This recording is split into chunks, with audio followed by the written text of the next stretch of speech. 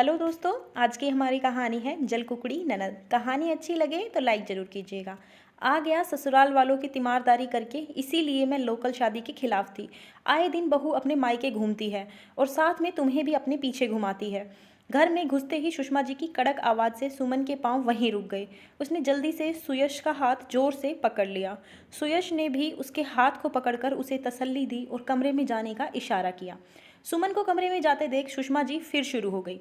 अब कमरे में जाकर पसर मत जाना, कब से भूखी बैठी हूँ, लेकिन यहाँ बहू के होते हुए भी एक कप चाय नसीब नहीं है। सुन सुयश, बहुत हो गया सासू जी की सेवा। अपने साले नितिन से बोल कि कोई इंतजाम कर ले। मेरी बहू और बेटा कल से वहाँ नहीं जाएंगे। शादी के बाद बहू को अपनी सास को ही माँ मानना चाहिए और मायके से लगाव कम कर देना चाहिए। अरे दिल से मानो तो सास भी तो माँ जैसी ही होती है। सुषमा जी की बातों को सुनकर सुयश झुंझला गया और फिर वो गुस्से से बोला, प्लीज़ माँ, कभी तो अपनी तीखी जुबान को शहद खिला दिया करो। जो मुंह में आता है बोल देती हो। मम्मी जी की हालत आपसे छुपी हुई नहीं है। नितिन को भी अच्छा नहीं लगता यूं हमें रोज़ रोज़ बुलाना, लेकिन बात जब माँ के स्वास्थ्य की हो तो कौन बेटा बेटी परेशान नहीं होगा। और आज तो सब रिपोर्ट भी आ गई मम्मी जी की। सुयश बोलते बोलते रुक गया क्योंकि उसकी आंखों से आंसू बहने लगे थे।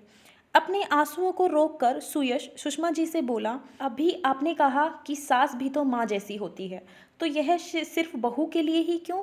क्या दामाद के लिए सास माँ जैसी नहीं हो सकती? बहू सास की सेवा करे तो फर्ज और कर्तव्य की दुहाई दी जाती है, और दामाद करे तो उसे एहसान का नाम दिया जाता है। अब मैंने ऐसी कौन सी अनोखी बात कह दी जो तू इतना लेक्चर दे रहा है? ना जाने कौन सा जादू किया है समधन ने, जो अब मेरा बेटा मेरा न रहा। सुषमा जी चिढ़कर बोली, वो बेचारी क्या किसी पर जादू करेंगी जब उनकी जिंदगी के कुछ ही दिन बचे हैं।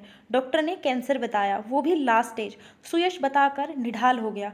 यह खबर सुनते ही सुषमा जी के भी हाथ पैर सुन्न हो गए और वो सन्न होकर सुयश को देखने लगी और सोचने लगी कि उनकी सोच को क्या हो गया है। जिस बहू के आने का बेसब्री से इंतजार किया और खुद से एक वादा किया कि उसे बेटी बनाकर रखेंगी, आज उसी के दम नहीं समझ पाई। तभी उनके मोबाइल पर बेटी दिशा का फ़ोन आया। मम्मी, आ गई क्या तुम्हारी लाडली बहू? सही है, इतना अगर मेरी सास मुझे छोड़ देती तो मैं तो उनके चरणों पर ही बैठी रहती। कहाँ मिलेगी उसे आपकी जैसी सीधी सास? थोड़ा नकेल खींच कर रखो और भाई को भी समझाओ कि दामाद है वो, यूं ससुराल वालों के आगे पीछे घूमना उसे शोभा नहीं देता। वैसे कहाँ है आपकी बहू? आ गई या अभी भी मायके की ड्यूटी कर रही है? जब सुमन बहू बनकर आई थी तो उसने सुषमा जी का दिल अपने बात व्यवहार से तुरंत जीत लिया। सुषमा जी की हर बात सुमन से शुरू होती और सुमन पर ही खत्म। दिशा ननद को यह बात नागवार थी। उसके अंदर जलन शुरू हो गई थी और साथ ही एक अनचाहा डर कि माँ उसे ही भूल ना जाए। इसीलिए वो जब मौका पाती सुषमा जी को सुमन के खिलाफ करने की कोशिश करने लगी। उसकी यह कोशिश असर भी दिखाने लगी। जब सुमन आए दिन अपनी माँ के पास सुयस के साथ जाने लगी तो सुषमा जी परेशान ना हो जाए, इसीलिए उन्हें सुयस ने कुछ नहीं बताया।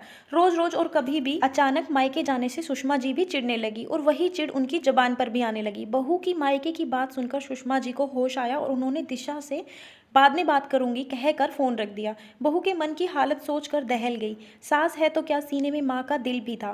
फिर उन्हें जैसे कुछ याद आया और वो लगभग दौड़ते हुए सुमन के पास गई। सुमन मुंह दबाकर रो रही थी। उसकी हालत देखकर सुषमा जी को अपनी सोच पर ही ग्लानि होने लगी। उन्होंने प्यार से उसकी पीठ सहलाते हुए कहा। सुमन भी माँ का दामन पाकर जोर जोर से रोने लगी। आग लगे मेरी जुबान को, ना जाने क्या क्या अनाप शनाप बोल दिया। माफ़ कर दे बहू, माना कि मैं थोड़ी खड़ूस हूँ, लेकिन इतनी भी पत्थर दिल और बेरहम नहीं। सुषमा जी पश्चाताप से रोने लगी। अब से तुम यहाँ से निश्चिंत हो जाओ। तुम सिर्फ अपनी माँ की देखभाल करो, बाकी यहाँ सब मैं खुद संभाल लूँगी।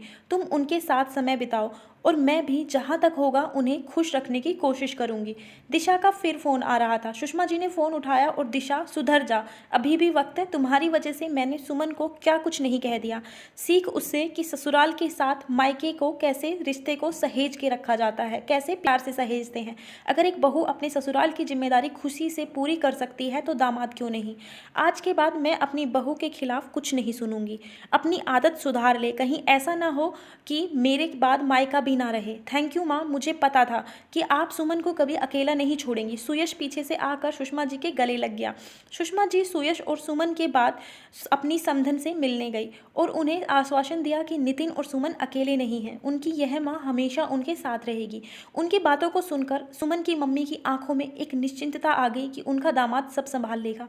धन्यवाद दोस्तों। कहानी अच्छी लगी तो लाइक कीजिए, ज़्यादा से ज़्यादा शेयर कीजिए, चैनल को सब्सक्राइब कर लीजिए ऐसी ही और मज़ेदार कहानियों के लिए।